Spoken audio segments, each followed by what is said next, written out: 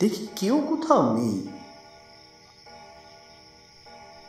আলো জ্বলছে, কিন্তু মনে হলো যেন বাড়ি ফাঁকা। একটু নার্ভাস নার্ভাস লাগছিল, তাও ঢুকে পড়লুম ভেতরে। সিঁড়ি দিয়ে উঠে গিয়ে মনে হলো দোতলায় কেউ নেই। ভাবছি এত করে শেষে হোপলেস হয়ে ফিরে যাব।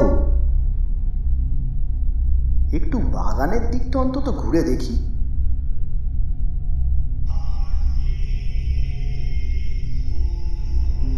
বাবাজির ঘরের ভেতর থেকে কেমন যেন একটা অদ্ভুত শব্দ কানে আসছে।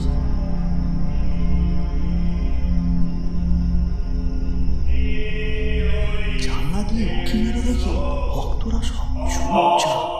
বাবা আর ওই জমদূত চেলাটি কি সব মন্ত্র বলছে আর হাতে মশাল গড়াচ্ছে।